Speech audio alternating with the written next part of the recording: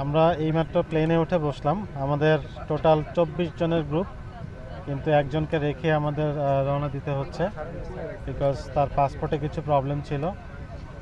তো এখন বাজছে 8:50। আমাদের ফ্লাইট ছাড়বে সম্ভবত আর 5 মিনিটের মধ্যেই। তো হোপফুলি 4 ঘন্টার মতো লাগতে পারে। আলহামদুলিল্লাহ, আল্লাহ পাকের অশেষ রহমত, আমরা সকলেই বিমানে উঠেছি। আমরা ইনশাল্লাহ রওনা দিচ্ছি মালদ্বীপের উদ্দেশ্যে। মালদ্বীপের সফর সুন্দর হোক, সফর হোক।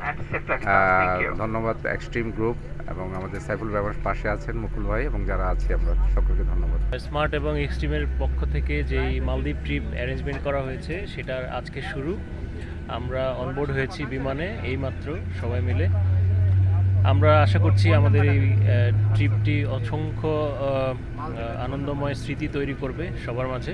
সেই আশা নিয়ে আমরা রওনা দিচ্ছি। সবাই আমাদের জন্য দোয়া রাখবেন। বাঙালি বাবুর এই চ্যানেলকে অসংখ্য ধন্যবাদ, মুকুল ভাইকে ধন্যবাদ।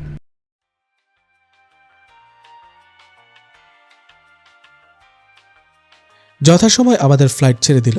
আমরা যে ফ্লাইটে যাচ্ছি এটি একটি বোয়িং 737-800 মডেলের প্লেন। এর সিটিং স্টাইল 3x3।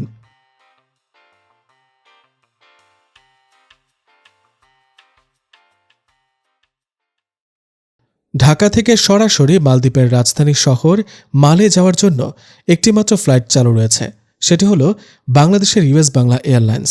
যদিও কিছুদিন আগে পর্যন্ত মালদ্বীপের মালদ্বীভিয়ান এয়ারলাইন্সেরও এই রুটে সরাসরি ফ্লাইট ছিল।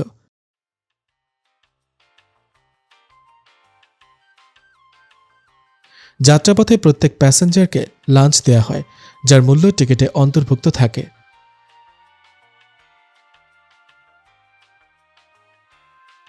ঢাকা থেকে মালে এর আকাশপথে দূরত্ব ৩,২৮৬ কিলোমিটার বা ১৭৭৪ নটিক্যাল মাইল। প্লেনে এই পথ পাড়ি দিতে কম বেশি 4 ঘন্টার মতো সময় লাগে। ইউএস বাংলায় আমাদের ঢাকা থেকে মালে রিটার্ন টিকিটের খরচ পড়েছিল ৪২,০০০ টাকা। যদিও বর্তমানে এই টিকিট ৪৮,০০০ টাকার নিচে পাওয়া প্রায় অসম্ভব।